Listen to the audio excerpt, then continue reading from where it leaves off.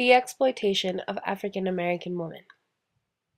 When we see these women, we think powerful, intelligent, hardworking, inspirational, beautiful.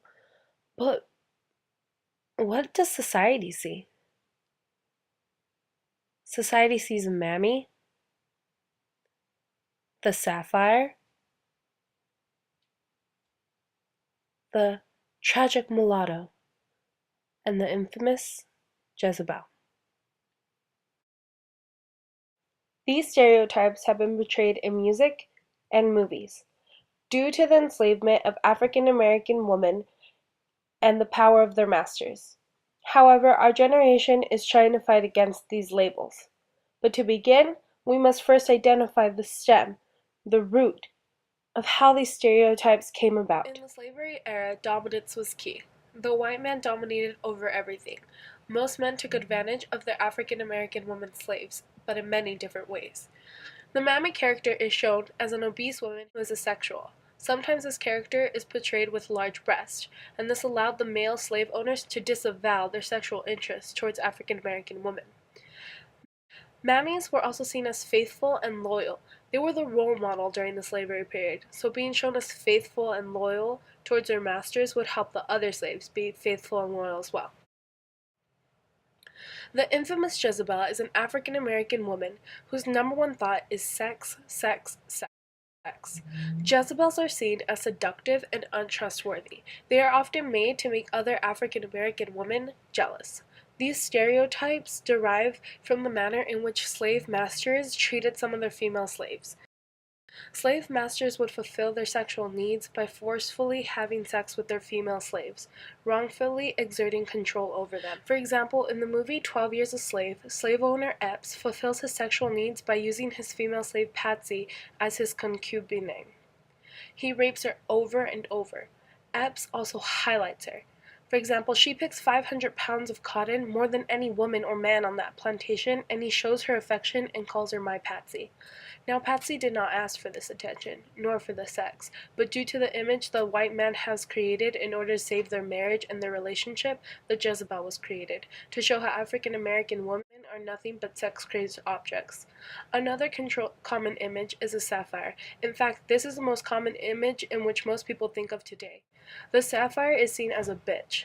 Point blank simple. She's rude and unwanted. She is seen with her hands on her hips and never shuts up. She loves to fight and never takes no for an answer. A study in 1993 asked white university students how they saw black women. All of them described the sapphire to some degree. The reason this image has been produced is due to the lack of respect African American women have received. Since slavery, African American women have been seen as objects. During slavery, they were used as animals, being used for sex and work. And after slavery, they're still used for sex and work. Black males have seen white males dominate their women for years, so they follow what they have seen. And these women want respect, and they feel in order to gain their respect, they must be forceful. African American women's bodies have been seen as objects and have been over-sexualized for many years. Part of this is due to the music being produced. Today I'll be talking about how music portrays female artists, whether it's music videos or females in general.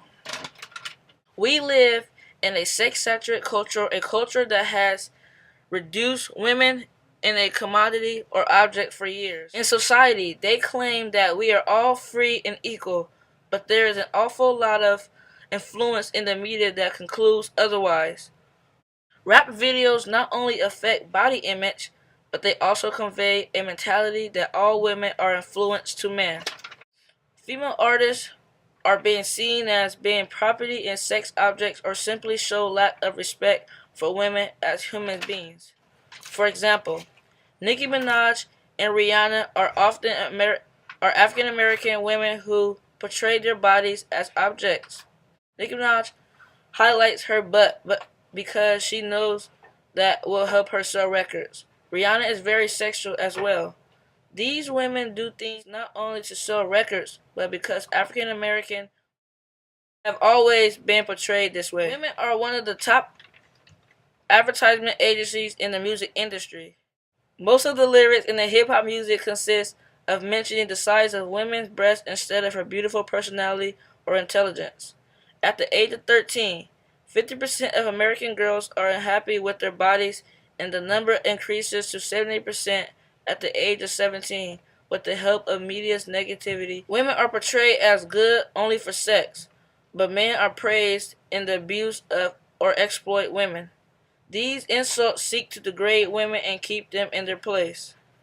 And as I close today, I want to say, today, a woman's sex appeal sells everything from cars to toothpaste to tans to burgers. But for example, calls during a commercial of a very attractive girl eating burgers while doing and showing sexual objectification leave you with asking yourself, what are they selling? Females or burgers? The chapter Get Your Freak On, Patricia Hill Collins' Black Sexual Politics, explores the many images depicting African American women in film. Films in the early 70s exploited African American women by presenting them as sexual props. In films such as Superfly and Shaft, women were used for the exploits of black male heroes. Later in the decade, we see a new image that will later be adopted in much of pop culture. Actress Pam Grier was the first female to present the image of the black bitch in films. The black bitch image included beauty, sexuality, and violence. In her film, Sheba Baby, Grier depicted the image of the black bitch. Grier used her looks and sexuality to help her in the African community. She also showed her violent side by participating and engaging in violence. Grier also depicts this image in her films Foxy Brown, in which Grier plays a high-class prostitute to get revenge on the mobsters who murdered her boyfriend, and Coffee, in which she plays a nurse who takes revenge on the inner-city drug dealers for the death of her sister. See a new variation of the black bitch image, an image without the beauty and sexuality qualities. This image emphasizes that some African American women are seen as ugly, loud bitches. We then see this image in many films such as Next Friday, Set It Off, and Medea, and many Tyler Perry movies. This image also gets targeted as women presenting this image are often seen as showing the same physical characteristics as men.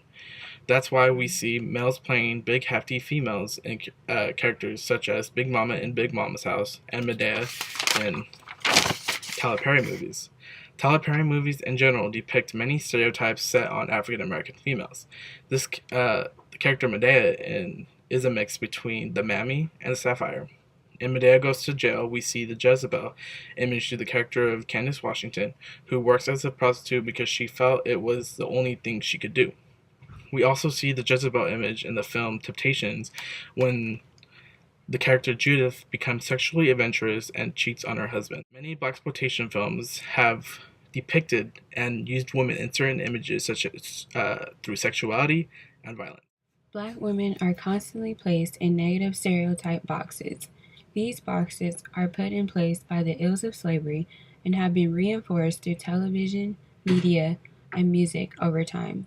These women are not all ghetto, money-hungry, over-sexualized monsters or hyper-masculine objects for men to use and abuse. Nonetheless, what many fail to realize is that stereotypes are not the measures in which people should be defined by.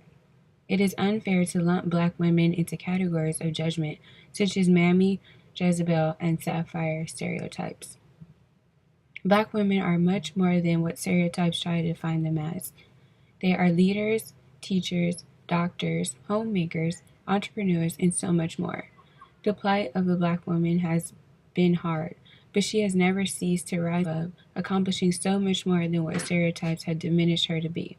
Throughout history, African American women have made extraordinary accomplishments in literature, music, dance, science, education, business, and politics, such as Maya Angelou, Bell Hooks, Zora Neale Hurston, Ida B. Wells, Josephine Baker, Bessie Coleman, Mary McLeod Bethune, and Minnie Jocelyn Elders. One notable businesswoman of the 21st century who trumps the stereotypes placed on black women is Valerie Rainford. Valerie Rainford's background in crisis management, problem solving, and process improvement has served her well in a variety of positions over a 25-year career. She is an avid executive supporter in diversity and equality in many circles. Rainford previously served as chair of the Chase Mortgage Bank Diversity Council, as well as on Chase's firm-wide Global Diversity Council. Recently, she is a member of J.P. Morgan Chase Global Diversity Council and the Black Leaders Forum. Valerie Rainford and the other women previously mentioned are a small handful of accomplished Black women. To limit African American women and men to stereotypes is robbing them of their works, accomplishments, and human rights. So we've seen the Mammy, we've seen the Jezebel, and we see the newly invented Sapphire. And the images of women now aren't changing anything. However, there are women who are still trying to fight against this image and are succeeding. However, the war's still going on.